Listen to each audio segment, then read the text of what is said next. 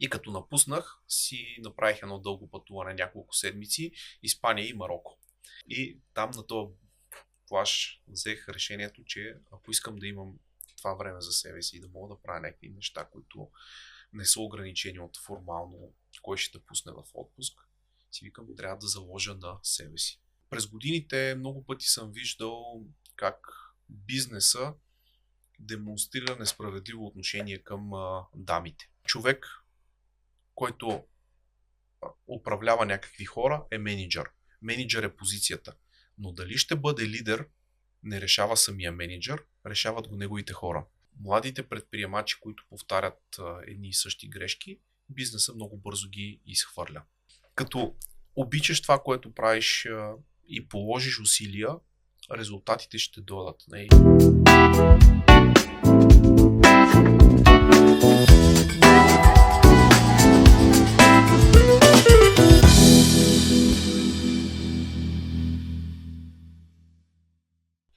Добре дошли в YouTube канала на Разград News. Не забравяйте да се абонирате за канала ни, за да получавате известия и да споделяте нашето съдържание с вашите приятели, за да достига до повече хора.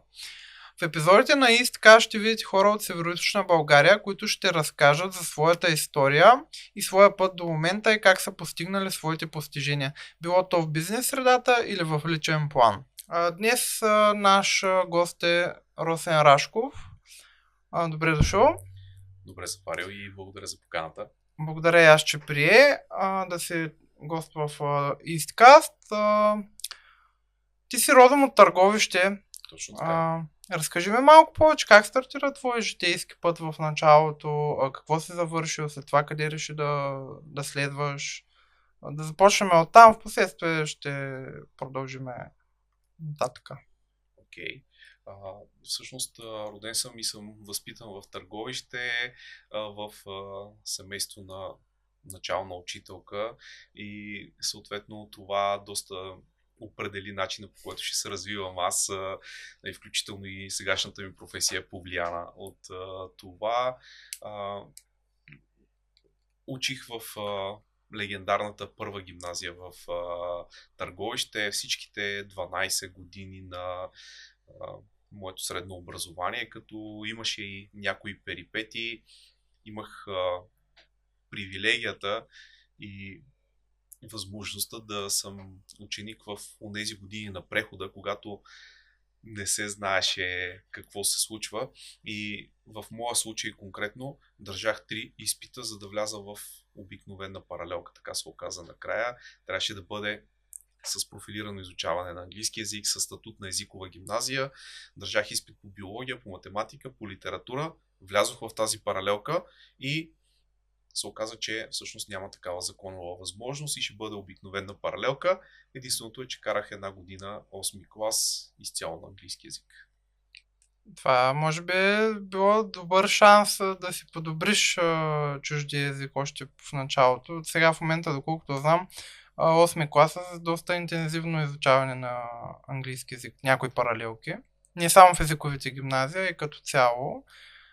Така че със сигурност може би ти е било от полза това. Ами да. За нататъчното развитие. Точно така, с това уточнение, че тогава започвахме английски език от нулата на практика. Бяха онези години на прехода и английски все още не се учеше толкова много в училище. Първи език беше руски. Да. Групата, която бяхме събрани, около 25-6 ученици, една голяма част от тях никога не бяха говорили английски език, не го бяха учили и съответно започнахме от А и Б. Разкажи ми след първо СУ в Търговище, на къде те отвя? Какво реши да следваш? Истината е, че аз нищо не реших да следвам. Моята мечта беше да стана професионален баскетболист, обаче родителите ми категорично не одобриха и тогава, 90-те години средата, кариерната пътека за едно момче от малък град беше така изключително ограничена. Ако искаш да си добре, трябваше да бъдеш или лекар, или юрист, в най-лошия случай военен. И моите родители казаха, окей, ти ще станеш лекар. въпреки че на мен биологията въобще не ми вървеше, човек. Но се карал изпит по биология, така че... карал изпити по биология, взимах ги изпитите по биология, но към така вече 9-10 клас стана ясно, че биологията не е моето нещо. Много добре ми се отдаваше литературата, историята така ме привличаше. И моите родители казаха, добре, ти щом няма да ставаш лекар, ще станеш юрист. Това е положението. И започнах да се подготвям, влязах в юридическия факултет на Климент Охридски, но пък... На Софийския университет. Да, Софийския университет, но пък така ме завъртя живота, че започнах да работя в търговията, по неволя започнах да продавам мобилни телефони и аксесуари за тях и това се оказа посока на развитие за доста дълго време за мен. А кое те ориентира към бизнеса? Какво те запали? Предполагам, си стартирал в един даден момент свой собствен бизнес. Да, точно така. На първо място ме ориентира към бизнеса нуждата от независимост. Работех за една от най-големите български компании, бях регионален менеджер продажби и стигнах до място, където честно казано прегорях. Дойде ми в повече, компанията, в която работех, мина през един голям катаклизъм и много хора започнаха да напускат и да отиват в конкурентна компания. Това се случи, включително някои от най-добрите ми приятели, понеже нещата не бяха добре финансово, компанията направи един много рязък завой от развитие на хората към изцеждане на хората. Спря всякакви програми за развитие и това се отрази много тежко на хората в моя екип, на мен самия като мотивация. Плюс създаде се една така малко токсична атмосфера, като игра на тронове. Идват шефовете, ти сега, кажи ми кой ще напуска, кой ще отива при другите, при конкуренцията, кои са предателите в твоя екип, ти кога ще напускаш. Чакайте малко хора, искам си гледам работата. Не, то не може така, трябва да кажеш ясно ти от кои си. И си викам, добре, аз тук не мога да вирея добре. И честно казано, не бях сигурен точно какво искам да правя, обаче ми дойде до тук, така малко емоционално взех решение да напусна компанията. И... В каква сфера е била? Телекомуникации. Един от мобилните оператори. Предположих, за това питах. Да, но то не е трудно да се досетиш. И честно да ти кажа, историята е много любопитна. В този мобилен оператор в търговска дирекция имаше едно правило, че можеш да вземеш отпуск най-много 5 дни. И мен това много ми тежеше, защото аз обичам да пътешествам и това правило много ме спираше за някои от пътешествията, които винаги съм искал да предприема. И като напуснах, си направих едно дълго пътуване, няколко седмици, Испания и Мароко. И един ден аз и седа на един пуст плаж, Кап Спартел се казва, в Мароко. Това е географска точка, където се събират Средиземно море и Атлантически океан. Нищо и никакъв плаж човек, просто някой е казал, това е мястото и всички ходят да се снимат там. И в един майски ден, такъв мъгливичък, леко рами, се оказвам аз на този плаж и ми звъни човек от конкуренцията, от друг мобилен оператор и ми казва, ние разбрахме, че най-накрая си ги напуснал тия, идвай при нас, кола ще ти дадем, хубав регион ще ти направим, идвай. И аз викам, добре човек, ама съм в чужбина, нали, ти отговоря в понеделник, няма какво да мислиш, идвай направо ми кажи да сега. Викам, чакай сега, то не може така, искам да си помисля малко. И си седа на този плаж и си мисля и си казвам, аз тук последната една седмица съм толкова щастлив, колкото не съм бил с години. И си викам, аз ако се върна в корпоративния свят, така хубава ваканция няма да видя сигурно още 10 години. И там на този плаж взех решението, че ако искам да имам това време за себе си и да мога да правя някакви неща, които не са ограничени от формално кой ще те пусне в отпуск, си викам, трябва да заложа на себе си. И там взех това решение. А какво беше последвано от това?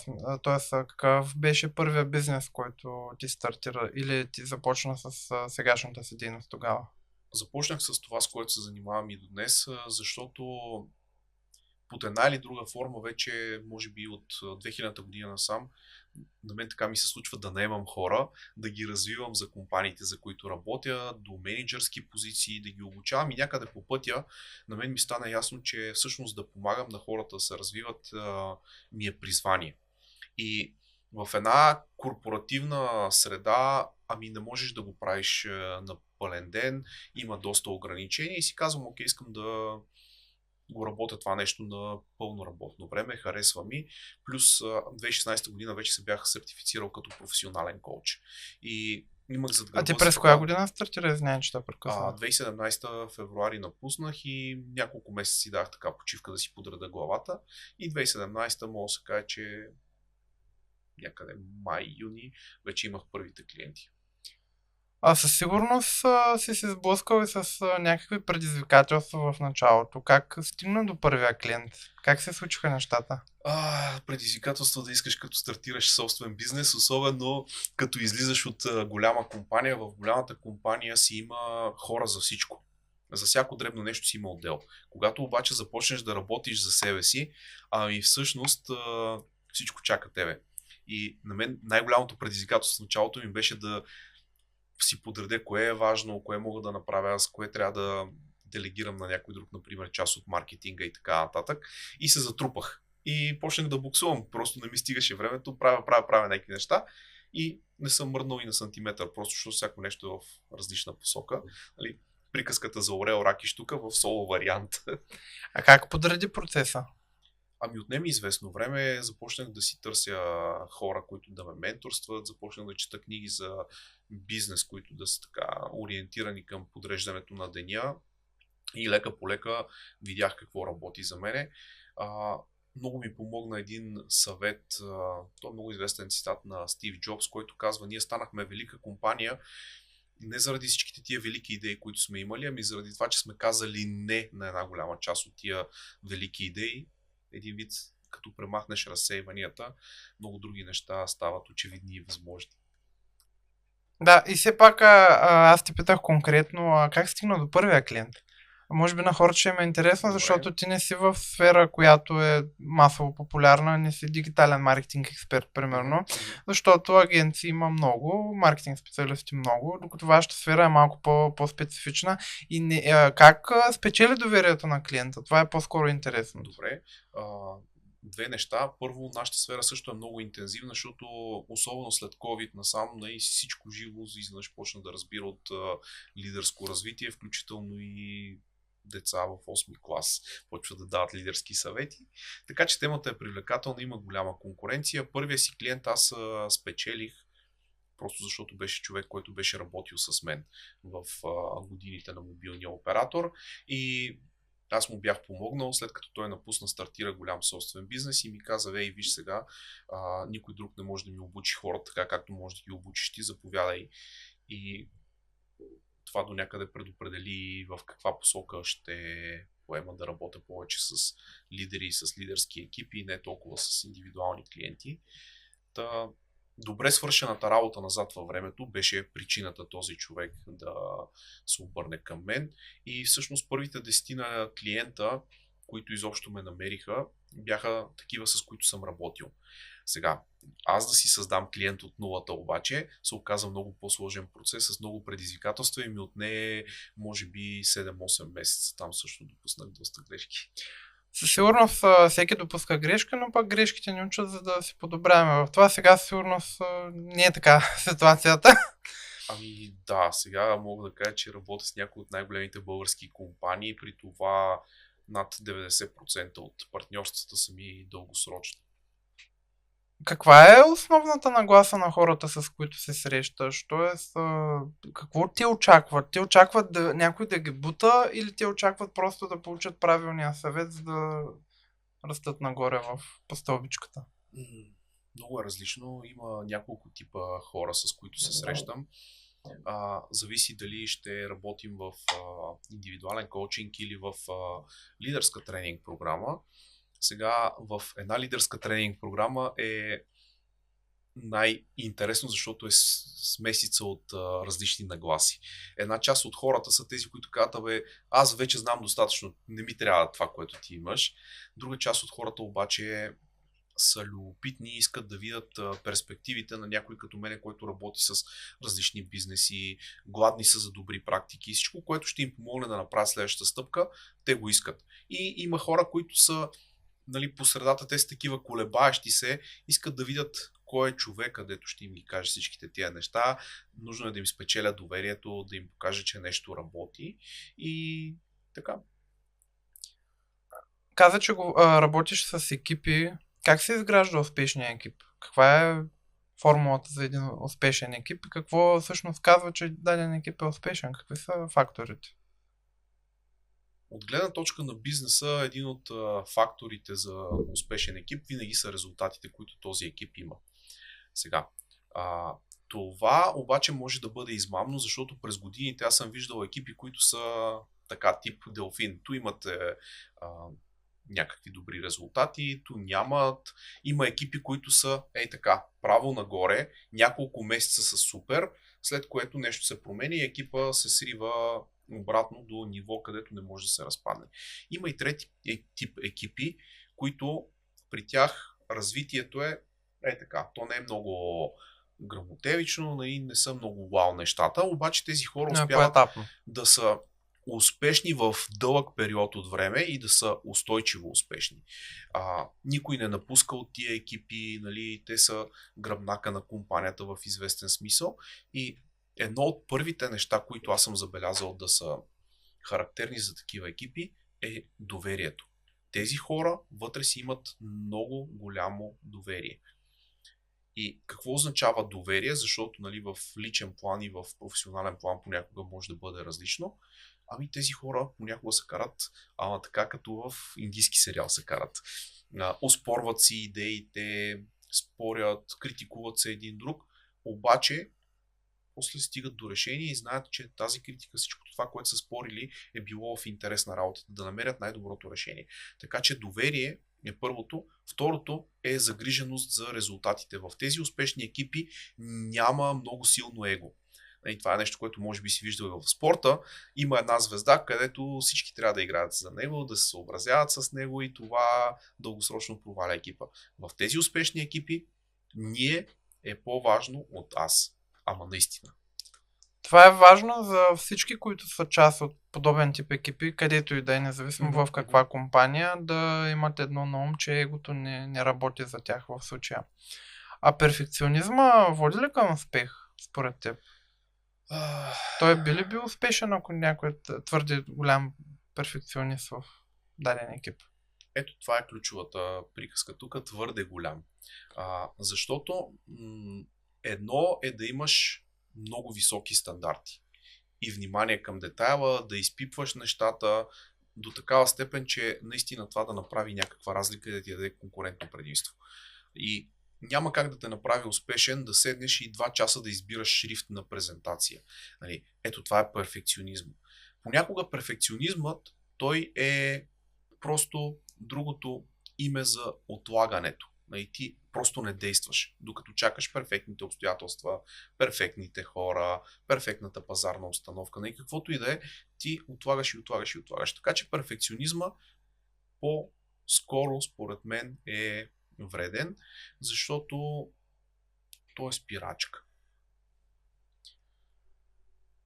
Приел си една кауза за лична в предварителния разговор. Си поговорихме за това. Би ли споделил малко повече относно това?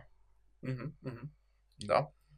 Приех за лична кауза да помагам на дами да се развиват като менеджери, като експерти в областта, в която съм и аз. Обучение и развитие. Причината да го направя е, че през годините много пъти съм виждал как бизнеса демонстрира несправедливо отношение към дамите. Конкретно това се случи и с сестра ми, която си търсеше работа в една такава особена възраст за дамите, около 30 години, когато е семейна и буквално всяко интервю нея я питаха: ама ти кога ще раждаш? Един вид идваш тук просто за да излезеш по майчинство ли? И това беше много фрустриращо. Имаше един случай, който така много ми се набива в главата. Сравнително голяма известна компания на българския пазар казва, че търси търговски менеджер. Човек с опит, човек с резултати, и сестра ми отива на интервю при тях. Като сестра ми отива с списък от страхотни резултати. В компанията, която преди това работеше, беше регионален менеджер на годината няколко пъти, беше служител на годината и нейните екипи имаха страхотни търговски резултати. Отива сестра ми на интервюто, същата работа. Ама ти Няма ли да раждаш, какво става сега тук семейството? И тия въпроси по принцип би трябвало да са незаконни, обаче на нея ги задаха на всяко едно интервю. Сега, по-интересното е, сестра ми минава това интервю и изобщо не се обадиха човек. Минават няколко седмици, тази компания все още има обява за позицията. Минава цял месец, компанията продължава да търси хора за тая позиция. Накрая една HR дама от тая компания пише недоволен такъв гневен пост, ма то няма хора. Напротив, има хора, нали, хора има страхотни, които биха работили за те, защото сестра ми в този момент имаше някакви лични цели, имаше нужда от работата и беше готова да се раздаде за тая фирма. И просто не получи шанс. И моята кауза е тази. Помагам на дамите да получат възможности, да се подготвят за кариерно развитие, да знаят повече, така че когато стане дума да стигнат до някакво интервю, да бъдат напълно конкурентно способни на мъжката част, която обикновено по подразбиране е предпочитана. Сподели ми нещо и друго в тази връзка. Има няколко дами, на които ги менторстваш, така казано, безплатно. Може ли да разкажеш малко повече за това? Може да кажем в какви сфери са, примерно. Всичко започна от една дама, която ми писа преди 5-6 години и ми каза, аз много харесвам това, което правиш, виждам нещата в LinkedIn, които пишеш, следя ги, как мога да стана някой като тебе, нали, аз сега започвам в една фирма Learning and Development и казвам, окей, аз мога да ти помогна, ама то колко ще струва, сигурно не мога да си го позволя, ами не, аз ще го направя напълно free of charge, pro bono за тебе.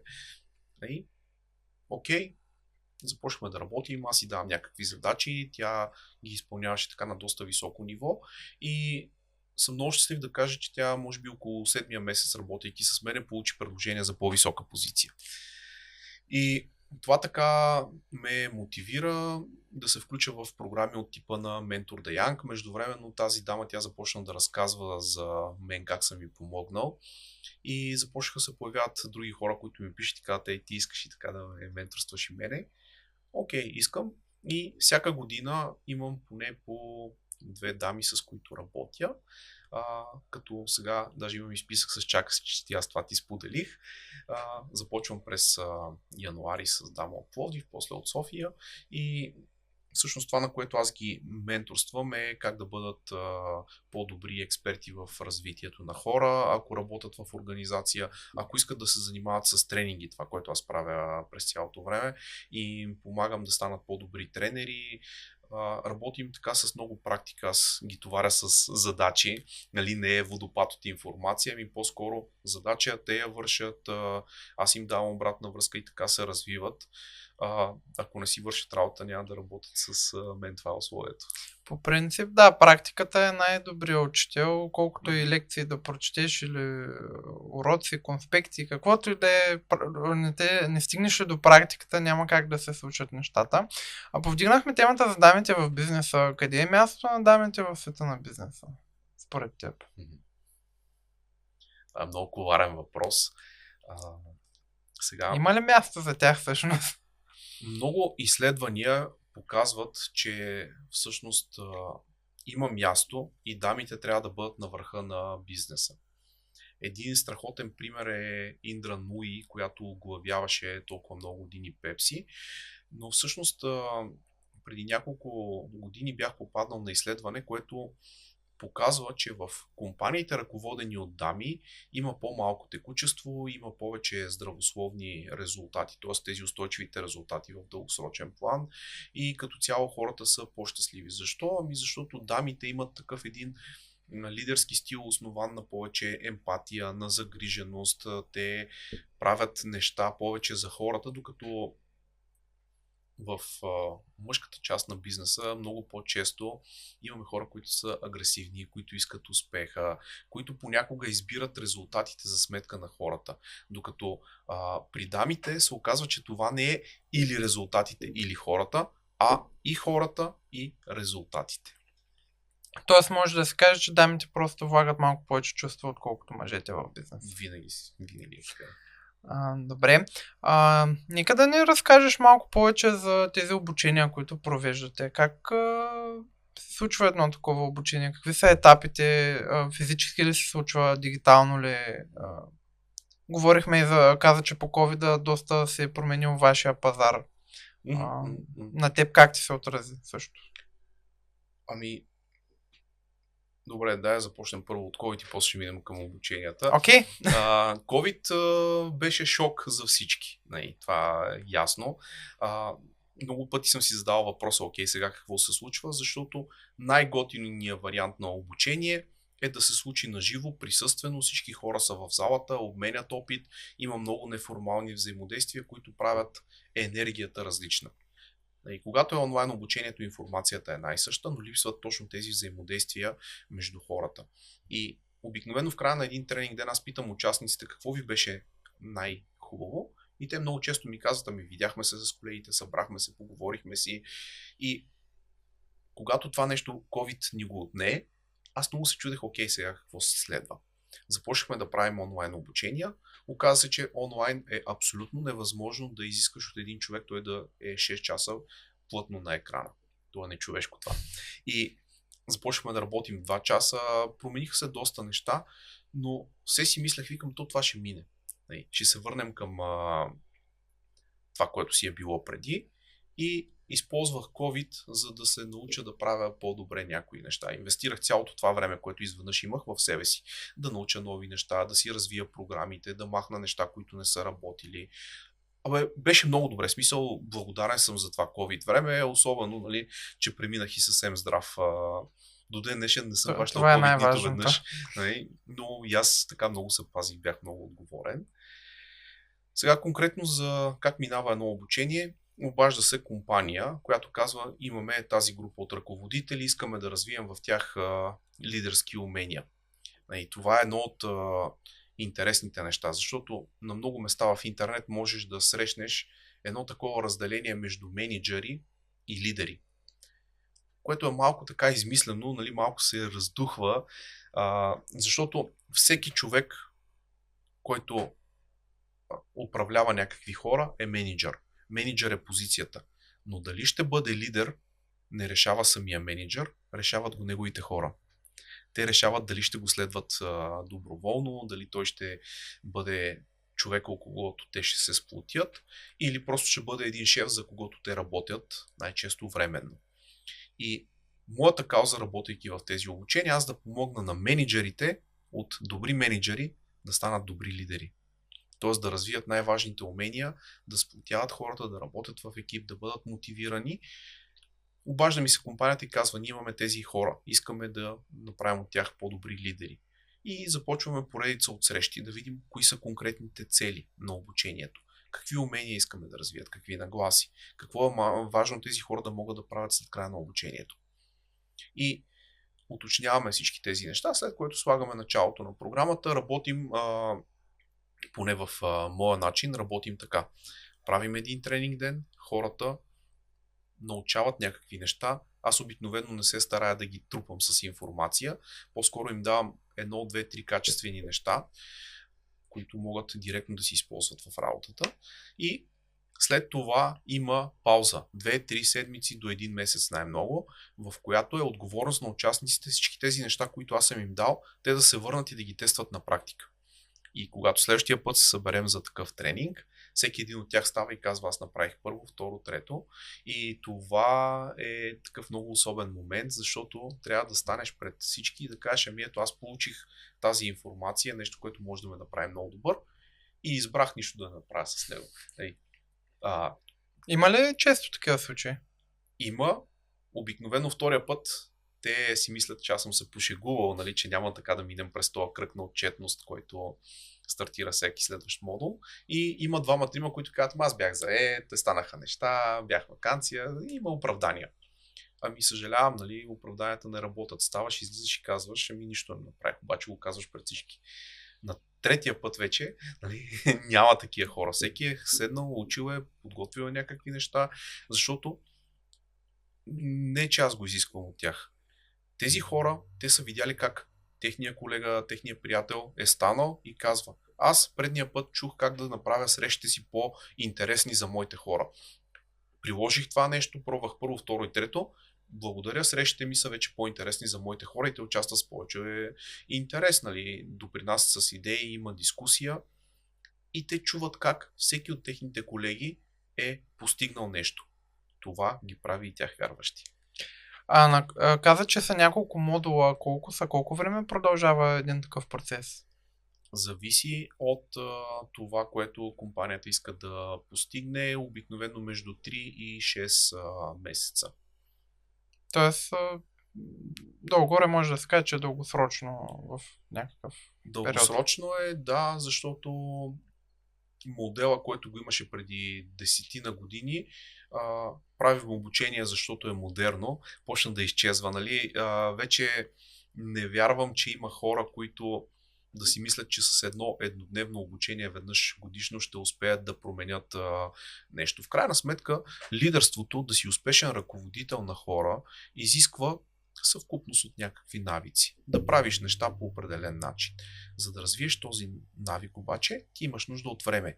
Имаш нужда от практика на този навик, имаш нужда от среда, която да те поощрява с обратна връзка, някой да те държи отговорен и съответно, когато всичко това го има, хората започват да се променят в посоката, която компанията изисква от тях. А кога пазарът те изритва? Със сигурност го има и този момент. Как се стига до там? Това предполагам е и тема на вашите разговори с твоите клиенти в един момент. Ами не толкова с моите клиенти, колкото между мене и мои колеги. Аз имам случаи, където пазара ме е ритъл и слава богу, все още не ме е изритъл, но имам и колеги, които излязоха от бизнеса и вече не работят това, просто защото когато работиш за себе си, вярвам, че работната етика е много важна. Ако не можеш да подготвиш и да доставиш страхотен продукт, хората го виждат, дори да ти гласуват доверие, след това идва разочарованието от смотания продукт. И аз съм имал моменти още в самото начало, когато съм бил малко арогантен. Казвам си, сега с тия неща ги знам, какво да се подготвям толкова много. И влизам в тренинг зала и изобщо не съм готов. И така загубих един сравнително важен клиент за мене и имах шанса да го загубя още в самото начало на моята кариера. Така че до ден днешен си имам една огромна обица на ухото и когато поемам нови ангажименти, искам аз да съм сигурен, че имам достатъчно време да се подготвя за всеки един от тях. Така че пазарът изритва, когато не си готов за възможностите, които имаш. Според мен на първо място. Правил ли си някакви жертви в кариерата до момента? Тоест по-скоро през последните години, в които вече се основна дейност са обученията. Ако някой човек от бизнеса ти каже, че никога не е правил жертви, той откровенно те лъже, гарантирам ти го това нещо. Винаги се налага да избираш, например, жертваш лично време. Преди няколко години на рождения ден на майка ми, тя искаше да направи голямо тържество. За съжаление, в същия ден аз трябваше да бъда в другия край на страната и всички мои роднини се събраха ето така и празнуват без мен, защото аз съм някъде и работя. Това е едната част. Другата част е, че не можеш да разполагаш нацяло с времето си, защото пътуваш много между различните ангажименти. Понякога тези ангажименти се променят в последния момент и съответно това и по някакъв начин не ти позволява до край да определяш деня си и времето си, обаче жертваш това време, за да си на разположение на твоите клиенти. Хората искат да си там, когато си обещал и ето, стиснахме си с теб ръцете, аз да съм тук днес на тази дата, окей, знам, че имам и някакви други неща, но те ще почакат, докато ние с теб приключим. Позитивният стрес полезен ли е? Как ти се справяш с него, предвид, че работиш с компании, които са в различни сфери? Предполагам, че сменяш от тема в тема, когато се подготвяш за дадена среща с клиент. Позитивният стрес аз се стремя да си го създавам сам. Откакто загубих този първи клиент, си създадох един такъв навик, че в всеки тренинг, който аз водя, 20% от информацията е изцяло нова. опитвам неща за първи път. Някои от тях създавам специално за клиентите в резултат на тези предварителни срещи, за които говорихме. Така че аз всеки път, като вляза в тренинг зала, първо, аз не знам какви въпроси ще имат участниците. Второ, аз не знам как това, което съм подготвил, ще проработи. Може и да не проработи, понякога се случва. По-често ми се получава, защото аз се старая да съм добре подготвен, но има такива моменти, където не знам дори какво ще се случи в залата. Ще ти дам един такъв пример. Говорихме с една производствена компания и аз пътувам към техния град за среща с 14 менеджери. Това съм получил по заявка. Влизам в залата и HR дамата ми казва, те менеджерите бяха днес възпрепятствани, затова аз съм събрала тук някои от хората от компанията, нали, все пак да не губим деня. Обаче има разлика между менеджери и има хора от администрация, хора, които не ръководят, други хора, които са оплашени, притеснени са да бъдат там. И човек, стресирах се и то не съвсем позитивно, защото какво да ги правят тия хора. И пробвам нещо, пълно мълчание, пробвам второ нещо, атмосферата като на литургия. И си казвам, тук трябва нещо да се случи, тия хора да ги раздвижа аз. Казвам, добре, аз няма да им говоря за менеджерски неща. Дайте да си поговорим хора за нещата от живота. Поставяне на граници. Нали? Темата ни за деня беше комуникация, обаче тръгнахме през различни неща. Комуникация, проблемите, които има всеки с близките си, как не успява да обясни някакви неща. И се оказа, че всъщност има 2-3 ключови принципа на комуникацията, които важат навсякъде в този живот. И хората се отвориха, започнаха да говорят, аз започнах да се чувствам по-уверен, нали, вече този негативен стрес премина в позитивен стрес, айде да ми сега как да ги очаровам. Накрая дойде една дама, която може би е в тази фирма 20 години и казва, аз господине, толкова хубав ден никога не съм имала. Добре, гледай ти, нали, заради тая дама си заслужаваше. Повдигнахме темата за стреса. Смятам, че нещо важно за борбата с стреса е баланса между личния и професионалния живот. При теб как се случват нещата? Как ги балансираш ли ги? Кое има превес? При мен в момента нещата са в, айде да не кажем в хармония, но отново това, с което започнахме разговора, за мен независимостта е много важна. Аз бих искал да имам достатъчно време за себе си през годината, за нещата, които са ми важни извън работата, защото има и такива неща. И когато си поставям годишните цели на първо място, всяка година през декември, аз си блокирам време в календара. Достатъчно време, за да имам за почивка, за пътувания, за срещи с приятели. Обикновено това са периодите около Великден и Коледа, когато се връщат хора от цял свят в Търговище буквално. И ето вчера имах пътуване до Варна, днес ще се видя с приятели, които живеят в Испания. В други ден има хора, които са дошли чак от Австралия. И Търговище, когато живееш в малък град, обикновено е така. По празниците всеки си идва от някъде, не знаеш точно кой. Фейсбук до някъде помага, така че аз искам за тия празници да съм сигурен и това време си го блокирам. Дали избирам да не работя, да не пътувам много, за да мога да се видя с хора. Така че аз мога да си позволя на първо място в някои месеци от годината личния план да ми е на първо място и да се заредя с достатъчно това, което ми помага, когато съм на работа, да се справя много добре. И разбирам много добре, че когато работиш за някой друг, ти това не можеш да го направиш. Имаш 22 или 23 дни отпуска. Обаче, всъщност, нещата са много простички, когато става дума за баланс. Единствено ти избираш кое да поставиш на първо място в списъка си с приоритети. Дали ще сложиш себе си и семейството си на първо място, или ще сложиш на първо място работата, клиентите и нещо друго. И преди известно време бях попаднал на една много готина мисъл, сега ще ти я цитирам така приблизително, че живота е като да жонглираш с няколко топки. Нали? Обаче една част от тези топки са гумени, като например работата, клиентите, кариерното ти развитие. Ако пуснеш такава топка, тя ще отскочи рано или късно. Обаче има едни други такива топки, които са кристалните топки. Това са семейството, приятелите, здравето и когато изтървеш една такава топка, тя не отскача обратно, може да се напука и може дори да се счупи. За съжаление, аз този урок го научих по трудния начин в годините на Viva.com. Обикновено в мобилните оператори декември месец е много силно търговско време. И едни мои приятели, много близки, които живеят във Франция, няколко години поред се връщат и казват: хайде, Роска, да се видим. Обаче аз като регионален менеджер, работата ми е всеки ден да пътувам някъде, прибирам се вечерта 8-9, сядам да работя и една година хора, съжалявам, не мога. Втора година хора, съжалявам, не мога.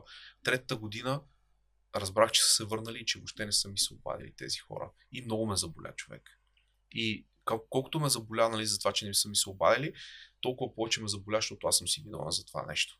И за съжаление не успяхме да възстановим връзката с тези хора. А как се справяш, когато нещата се объркат? Винаги се стига до един такъв момент. Какво е важно да направим? Да спасим ситуацията, образно казано. Нещата винаги се объркват, понякога живота просто е несправедлив и аз още не съм намерил начин да спася абсолютно всичко. Когато нещата ми се объркат така по-сериозно, опитвам се да се центрирам. Аз да съм спокоен, за да мога да взема информирани решения, да взема спокойни решения, да съобразя това, което се случва, дали ме приближава към моите цели, дали ме отдалечава от тях. Така че опитвам се да съм по-скоро стратегически настроен. Майк Тайсън казваше, мисля, че всеки план, който имаш в живота, оцелява докато противникът удари за първи път в лицето. После всичко се обърква. В бизнеса също е така. Пътуваш за среща ти пропада в движение. Преди 2-3 седмици тръгнах за среща в Търново и на Шереметя, което е буквално на 5 минути от Търново, ми звъннаха и казаха: ми съжаляваме, той директора няма да може, така че не може да се видиш с него днес. Обратно, нали? И това е, пренареждаш деня, правиш някакви неща. Единственото, което можеш да направиш грешно, когато нещата се объркат, е да почнеш да обвиняваш някакви хора, да недоволстваш, да се вайкаш, нали? Да търсиш съжаление и симпатия, защото тогава със сигурност не помагаш на себе си. Аз исках да те питам нещо по-рано, но забравих. Ти с какви клиенти работиш? Само в България или има и от чужбина? Към българския пазар ли си насочен или? Да. Всъщност работя само с компании в България. Преди години, когато трябваше да взема решение къде искам да работя, имах този избор дали да работя и с компании навън. И реших да не си го причинявам това нещо като стрес, защото когато работиш в чужбина, пътуванията, чакането по летището, взима много. И реших, че на този етап не съм готов да го направя това нещо. Плюс това България напукна всичко, което казват хората. Е страхотен пазар, готин пазар. Ако си вършиш работата, можеш да бъдеш толкова добре, колкото навсякъде. Сега, дали оставям пари на масата, като съм избрал да работя само в България? Ами да, човек. Може би ще да бъда няколко пъти по-заможен. Аз изобщо не съм там, където искам да бъда все още финансово. Обаче, времето, което имам за други неща, когато не пътувам в чужбина, ми е много по-ценно на този етап от живота ми.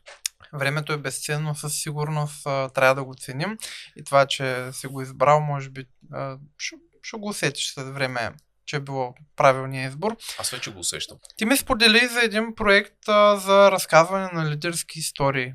А може ли да споделиш малко повече пред нашите зрители относно това? Това е нещо съвсем ново, което стартираме с моите партньори от Bookmark, агенция за дигитален маркетинг. Аз даже мисля, че познаваш хора от тази агенция. Да, познавам. И всъщност е много вълнуващ проект, защото сторителинг е нещо, което аз правя вече от много години в LinkedIn. Може би това е една от малките тайни на моя успех. И всъщност бихме искали да предадем нататък концепцията за разказване на истории, тайните на това изкуство, защото то си е изкуство, просто защото твърде много компании те не го правят в момента. Какво означава да разкажеш история? Ще ти дам пример. Преди няколко седмици работих с една международна компания, представена в България. Аз им помагах в един workshop за техните мисия, визия, ценности. И питаме хората какво означават ценностите на компанията. Те дават едни такива сухи определения, където може да ги видиш на стената на компанията, обаче те не вдъхват живот на хората. И става един човек и казва, ами аз искам тук да номинирам колегата, примерно Петър, искам да номинирам Петър, който, когато компанията имаше рожден ден, се оказа, че HR-ите са го забравили това нещо. Този човек отиде със собствени пари, купи сладки за цялата фирма. А те тогава са били 100-120 човека. Нали? Този човек мина с сладките през всеки един работник на линията, стисна му ръката, даде му сладки, каза, това е рождения ден на нашата компания. Ето такива истории ти не можеш да забравиш никога. И разказвайки историята, ти имаш възможност като лидер да вдъхновиш хората, да им предадеш добрите практики, да им покажеш какво означават ценностите на практика. Всичко това ти го имаш. Всеки един ръководител, който е успешен, той има своите истории. Просто не ги използва. Когато предадем на ръководителите начините да разкажат за владяваща история, ние им даваме един страхотен механизъм да мотивират и себе си, и хората, и да бъдат по-успешни в дългосрочен план. Затова избрахме да говорим за истории. А с оглед на това, което сега ме сподели, аз ми възникна един въпрос в момента. Според теб, предприемаческите събития как влияят на хората от бизнеса? Всъщност, ние с теб се запознахме на такъв тип събитие. Не помня кой беше, мисля, че беше... не се сещам кой беше госта на Варна при нас при Галин. Хари беше, да. Ние всъщност там се запознахме. Mm-hmm. Как мислиш, полезни ли са подобен тип събития и трябва ли хората да се мотивират да организират такива общности в малките градове също? Лично аз мога да споделя, че ние направихме едно пилотно събитие в Разград. Предприемаческо общество Разград го кръстихме, направихме събитие, събрахме около 70 на човека, може би 80. Да, имаше доста голям интерес, добри отзиви имаше от гостите. За съжаление, поради ангажиментите с подкаст студиото, спечеления проект, който реализираме в момента, малко не остана време за това да го доразвием, но имам за идея през настоящата година да подновим подобен тип събития и тук. Поздравления за идеята. Сега тези събития, верният отговор според мен е зависи. Как е направено събитието? Защото, честно ти кажа, бил съм на събития, които дават стойност и ползи. Бил съм и на събития, които са буквално загуба на време. Лоша организация, аматьорски изпълнения, нали, направено събитие просто за да вземеш някакви пари от вход. И даже понякога това се случва и в София, където би трябвало нивото вече да е по-различно. В малките градове има сериозен глад за такива проекти и хората са склонни да простят на първо време, особено ако видят развитие. Нали? Ти ако си бил на първите няколко събития на Варна Преньорс, за което говорим, там много ясно можеше да видиш във всяко следващо събитие градацията. Да, това със сигурност и аз ще го потвърдя. Може би първото събитие беше трето или четвърто поред, което беше на което аз присъствах. Даже мисля, че беше първия подкаст на живо с Никола Илчев, но може и да излъжа, който всъщност ще може да видите в един от следващите епизоди в нашия подкаст. Поканили сме го, приел е поканата, така че скоро очаквайте при нас да бъде гост. Със сигурност там видях градацията и как нещата тръгнаха нагоре. Сега в момента са на още по-високо ниво и с нетърпение очаквам да видим бъдещите им творчески планове. Стискам палца да ви се получи. Особено в градове като Разград, Търговище, Шумен. Мисля, че има много глад и много хляб за такива проекти. В Шумен също правят такъв тип събития. Не съм наясно каква е посещаемостта, но факта, че има някой, който организира подобен тип събитие, е достатъчен, че има надежда да се случат нещата. Какво би споделил като послание за младите предприемачи? Какви грешки да не допуснат, т.е. някакъв такъв тип съвет, може би? Със сигурност си го видял. много е важно да не допускат повтарящи се грешки. Тоест, когато един път нещата се объркат, да си вземат урока и да продължат напред с тези уроци. Младите предприемачи, които повтарят едни и същи грешки, бизнесът много бързо ги изхвърля. Това е болезнената реалност. Сега, понякога младите хора могат да са много арогантни. Те не са отворени за обратна връзка. И аз съм работил с такива хора, за съжаление. Не успях да им помогна, защото те не искат да им бъде помагано. Ще ти дам един пример.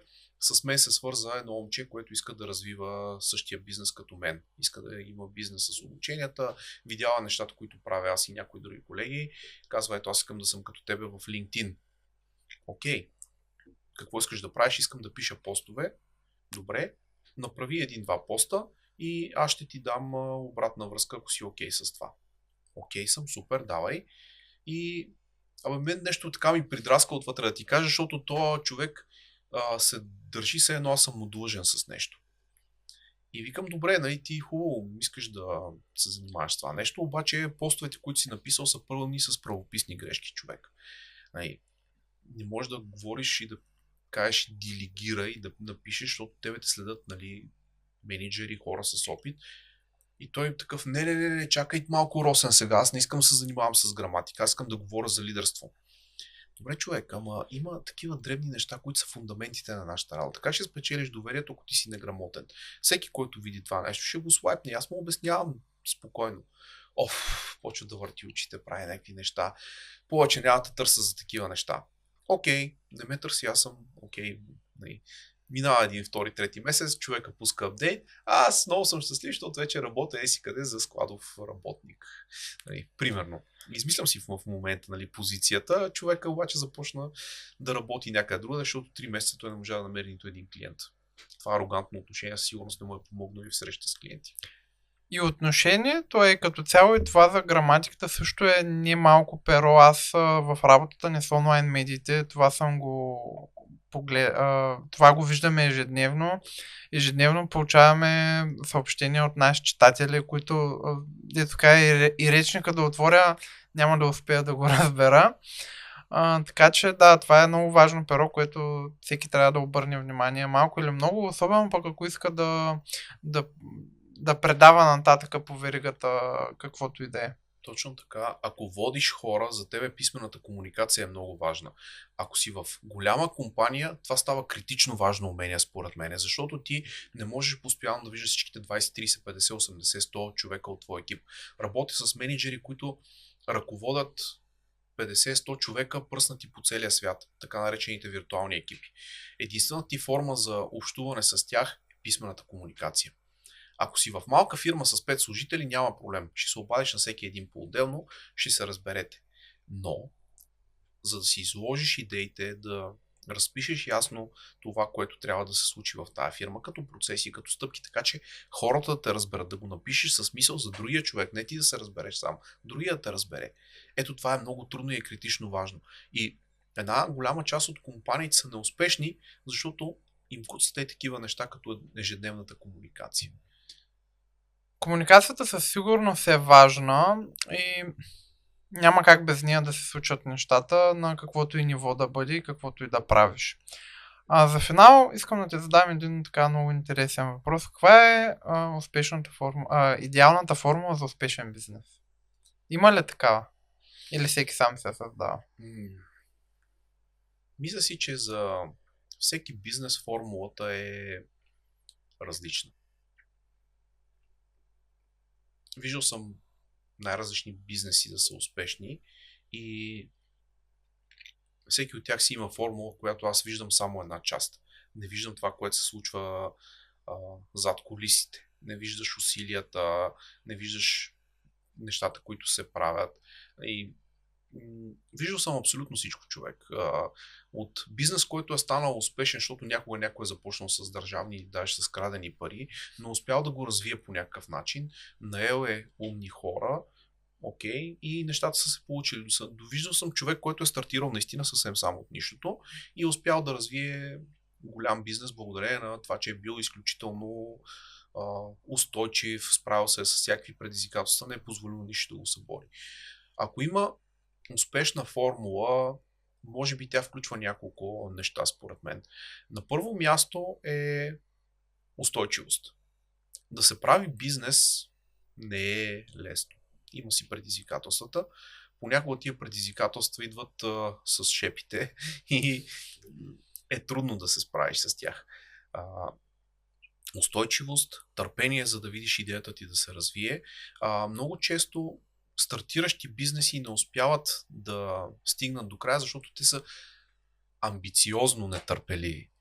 И едни други се прегарят хората, които работят или не успяват да си развият идеята до край и в крайна сметка представят на инвеститорите необмислен продукт. В тяхната глава всичко е много ясно, но за инвеститора това е поредната недовършена идея, с която се сблъскаш. И оттам нататък имаш идеята, като си намериш правилните хора, усилията, които да вложиш, рано или късно успеха идва. Аз съм голям фен на усилията, сега няма ти говоря тук неща, тип вярвай в себе си, откри страстта си и така нататък. И като обичаш това, което правиш и положиш усилия, резултатите ще дойдат. Резултата, то е следствие, не е целта. Сега, упорита работа, учене от грешките, намерете си добри ментори и със сигурност ще бъдете успешни. Благодаря за гостуването в нашия подкаст. На нашите зрители бих казал, ако ви е харесал епизода, може да го лайкнете, да го споделите, да оставите коментар отдолу и да се абонирате за канала в YouTube на Разград News. Благодарим и до нови срещи. До нови срещи.